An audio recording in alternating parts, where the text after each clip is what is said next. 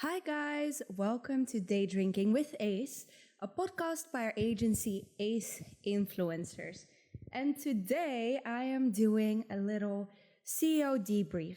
In these CEO debrief episodes, I basically gossip with you about everything that happened in my week, and we go through all of the things that have happened, all of the lessons I've learned, the scandalous stuff, and so on.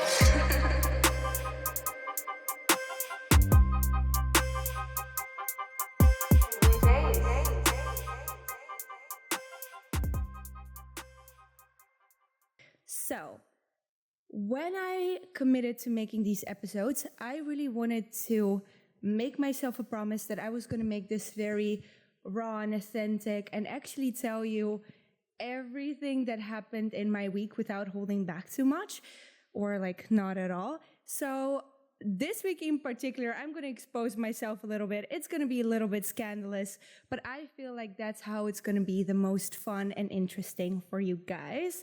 So grab yourself a drink. I am drinking Prosecco today, which is one of my favorite drinks. I mean, after champagne, obviously. So yeah, cheers. Let's grab a drink and gossip. This is nice. Okay, so this week has been especially crazy. So literally buckle up, it's gonna be a ride. Let's start with Tuesday. This Tuesday, I went to interview someone for a finance position. And I've been trying to fill this position since July, I think. It's been many months. It's been like 3-4 months that I've been trying to look for a finance person, and I've been having quite a hard time with it for a few reasons. Reason number one, we don't have a finance team. We basically just have an accountant and someone who does the bookkeeping. So we don't really have any finance people in place, which is totally normal for a startup. You literally just have an accountant and a bookkeeper that kind of keep track that you're doing everything legally, but you don't necessarily have people that do budgeting and forecasting. That's usually done by the CEO in a small company, which is me. I am not the best with numbers, I have to say. And as our company has grown, we definitely need someone, because I look at the numbers and I'm like, I'm very unsure what any of this means. So it was definitely time for us to get someone who would also participate in, the budgets, taking a look at employees' performances, profit, loss, all of that type of stuff. Great. However, usually it is quite hard to find someone who wants to, really take on and be that person, but also, have to figure out that role pretty much by themselves. And the people that I've interviewed were either very capable but incredibly boring, which would make it hard for me to fit them into my very dynamic, upbeat, young team. So I think that then they would really be an outsider, and I didn't really want that. Or they were just not very confident. And when it comes to working with creators, if their payment is late, they're going to be very mean. So I definitely need someone who can chase the brands, be very assertive, and also someone who can tell the creators, hey, you know what? Take a step back. We're doing our best. So I've been having a relatively difficult time finding someone who is and confident and dynamic enough and brings energy, but also can be a little bit of the bad guy, because I'm not very good at telling my team, this is not profitable. I can be a little bit nice sometimes. So anyhow, back to the story. Erica, our social media / branding specialist, she is one of those very resourceful people, aka if you want to get into Raya, the dating app, she will find you 800 references. If you need some graphic design done, she probably has a friend for that. She did have a friend for that. And this time she goes, oh, I actually met someone who is looking for a finance position like the one we're offering. And I was like, oh, really? Anyhow, so she proceeds to say that he's very good looking, and I was like, Anyhow, so she showed a picture of this guy to everyone in the office, and we were like, what are you on about?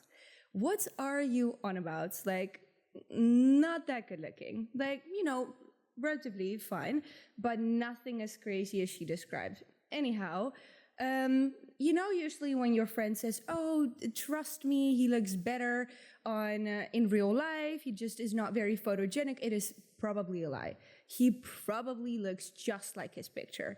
Well, anyhow, on Tuesday, I go to this interview and I'm wearing like jeans, and I never even wear jeans. But anyhow, I don't know why this was part of the point. But anyhow, it is raining. My hair is wild. Erica came to my house beforehand because we needed to work on a few things, and we walked over to Bluebird, which is where we were gonna meet this guy. And I'm not gonna lie, I take everything back. I take all of my words back. He was definitely good looking. So I was a little bit like, oh, surprised, you know what I mean? In a sense that I did not really expect a very good looking guy. And so there I am trying to get through the interview. I have these very corporate-y, random questions aligned that I got from the recruitment agency I was actually using to find a finance person. And so these questions are literally like, what is your experience in finance software? How would you plan budgets? It was very, very like interview-like questions. And I think he didn't expect I was really going to try and have a serious interview. And I was really trying to have a serious interview. After the serious questions that I half listened to, I asked him a question that we always ask our potential team members. We always ask our team members to answer the following question. Convince me to eat a worm without giving me money. And I mean, the answer he gave was just a really hot answer. It literally was a very hot answer. He goes, he looks me straight in the eye and he goes, I would take you to a haute cuisine French restaurant. We started describing the ambiance in this restaurant. I was ready to go. And he goes like, oh, and I would have the chef somehow put this worm into a dish and you wouldn't even notice because it's a very fancy, cool, experimental new French dish. I mean, yeah. I don't know why I found this so hot, but I definitely found that very hot. That worm question is living rent-free in my mind. I got convinced to eat a worm. I was ready to go. I was like, pick me up at 8, please. I didn't say that. I remained professional, I think. No, I definitely did. But anyhow, so as I was trying to get through the interview, when sometimes you didn't expect for someone to be good looking, you like start smiling a little bit too much. And then I was thinking, oh my gosh, I need to stop smiling. So then I kind of tried to put my face into a more serious mode. And then I kind of got into my head. I was like, is my face weird now? Anyhow, by the time this interview ended, I forgot his name, I forgot my name, I forgot what I was interviewing him for. I was just like, whoo. I was, slightly flustered. But I do think he's very good at his job, so we might, we'll see where it goes. AKA, I invited him for a follow-up interview, where I will proceed to ask him more very professional, very financy questions. But yeah, that was very interesting because obviously our team is entirely female. And I think it could be a very interesting plot twist to bring in some male energy into the team, especially, good looking male energy. Oh God, I need to stop talking. I'm going to take a big sip of this Prosecco just to forget I exposed myself so much. If he's listening to this, I'm gonna have to move to Alaska where I will start living my life as a goat. But otherwise, it's a debrief. We're gossiping. Okay, so that was Tuesday. On that same day, I actually got a very unexpected, lovely message from someone. If you remember, last week I told you that I had to fire a team member. And whenever I have to fire a team member, it takes a lot from me. I find it very difficult because obviously it's a hard thing to let someone go. They were a part of your team. They were a part of the dynamic, and it's not easy for me. And I received a voice message from a team member that worked at ACE a long time ago, in the relatively foundational times of ACE. And this girl, she was one of the people that actually really helped me shape ACE into what it is. And she then wanted to move away into a different country, and it was a very good time for her to leave. But she was absolutely fundamental for, basically making ACE what it is today. And she is still someone I really value. And I think her contribution to the company has been absolutely amazing.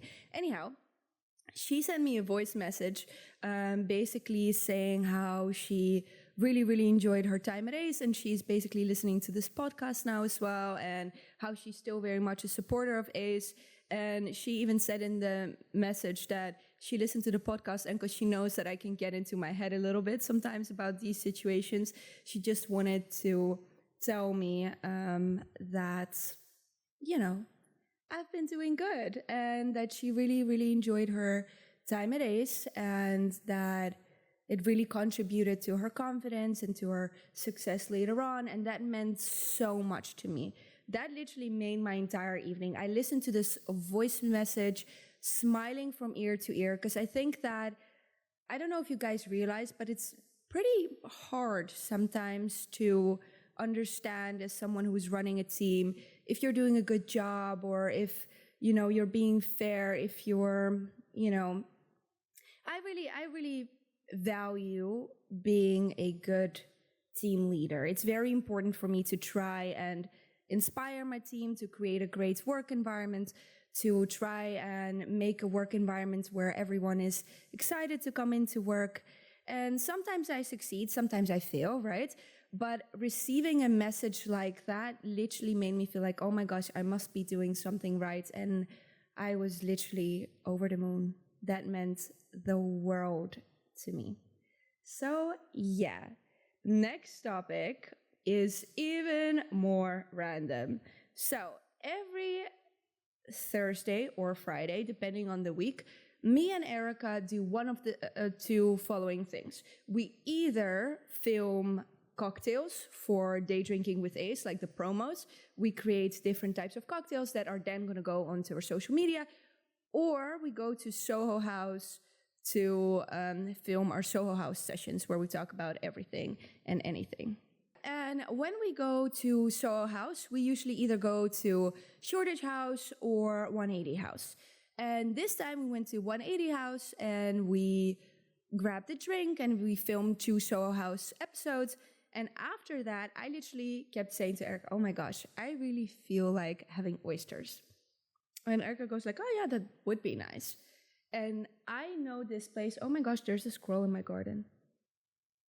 I know this place that I absolutely love. This place is called Three Sheets. Three Sheets is a place in Soho in London. They have the best lobster rolls, oysters, champagne, amazing cocktails. I'm obsessed with Three Sheets. If I could nominate a bar that I would go to every single week, it would be Three Sheets.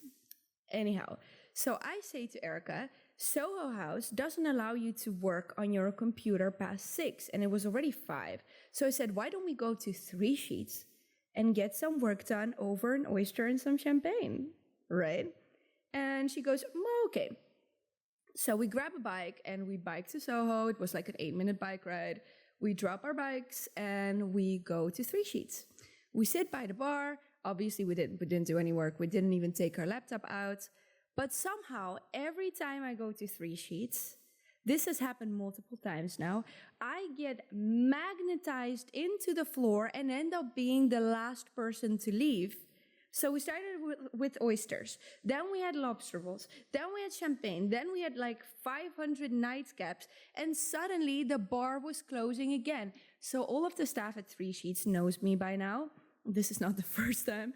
I was there for way too long. And when we entered Three Sheets with Erica, actually, they instantly recognized me.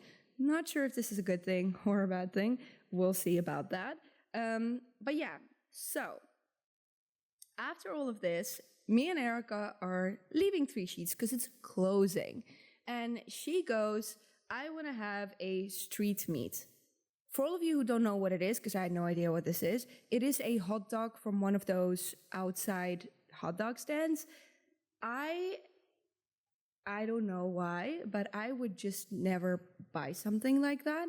It feels very rogue, it feels very wild, but Erica looked very natural doing it. So anyhow, she buys one of these hot dog things, and suddenly we get approached by a guy who was pretending to be, well, he wasn't really pretending to be Elvis. He just called himself the Asian Elvis. And he wanted to sing us a song. And so he sang us a song, and that's it. Then he wanted to take a picture with us, which is fine. And then me and Erica left. And somehow this Asian Elvis followed us. And he wanted to give us a gift. And he opens his suitcase and he gives us a portrait of Elvis, like an actual portrait in a frame, like one of those frames you can put up on your table. And he basically says that he really wants to give that to us. At the time, maybe it was the champagne, maybe it was the nightcaps, I didn't think this was very weird. Me and Erica were like, oh my gosh, thank you so much, that's so kind, ha ha ha. So we take this portrait and we walk towards the tube. As we're walking towards the tube, I say, do you know what's in the area? And Erica goes, no. I say, yeah, it's Dean Street. Soho House Dean Street was literally around the corner. And I said, why don't we just go for one drink? And we went for one drink. However, at the beginning of the day, when we went to Soho House, the first one, 180 House, to record our podcast, I did say, let's make sure that we do not end up, at Soho House till 3 a.m. And unfortunately, as things happen, sometimes you just end up at Soho House till 3 a.m. We went for one drink, but then suddenly we got approached by magicians, literal magicians, who were doing like these random tricks with us. Like they would guess the artist you had in your head, or they would like leave a cross on your hand suddenly, like a lot of random magic tricks. And somehow, by the end of all of this, it was 3:30 in the morning, and it was really, really time to leave. We didn't want to be, again, the last ones to leave Soho House as well. So we basically make our way out as soon as possible. Erica gets an Uber, I get an Uber.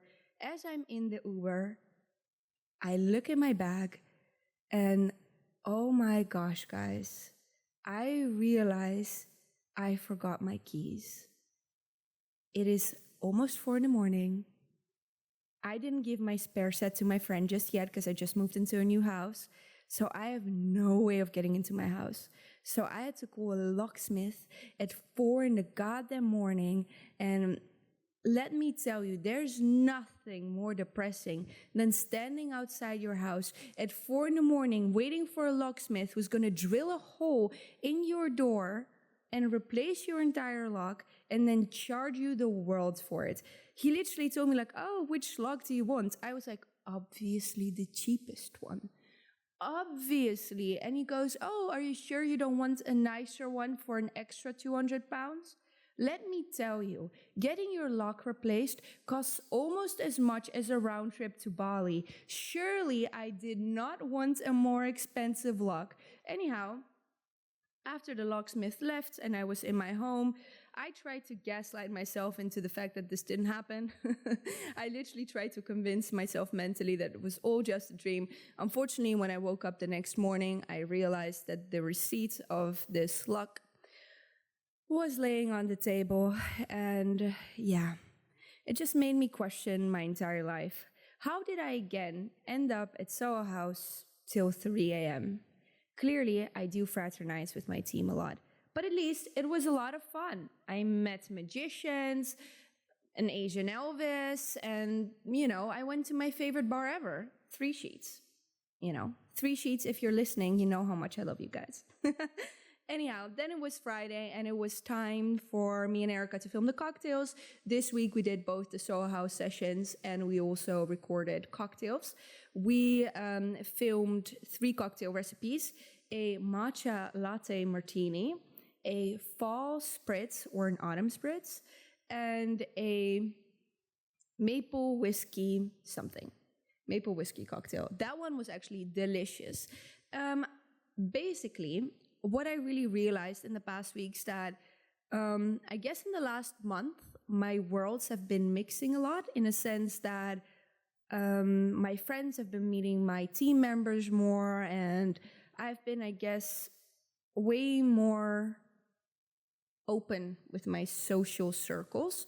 So, for example, after me and Erica almost finished filming the cocktails, one of my best friends, Maya, came over to my house, and she actually also helped out filming some stuff. And obviously, that's my work life and my friend life meeting. And next week, oh my gosh, no, I'm lying. The week after the next, I'm going to host a housewarming, and that's going to be my team members. It's going to be my friends. It's going to basically be both of those worlds mixing with each other. And I've come to realize that I really like that.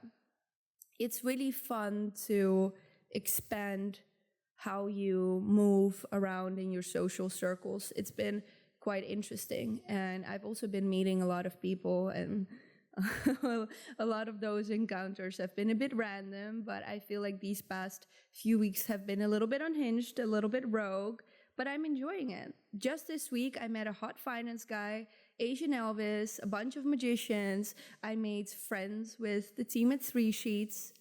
I mean, it's been a ride, and it's been a fun one.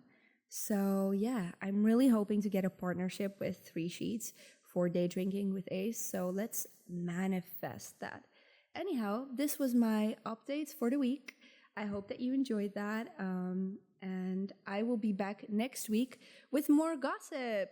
So cheers and see you in the next one. You look like you could use a drink.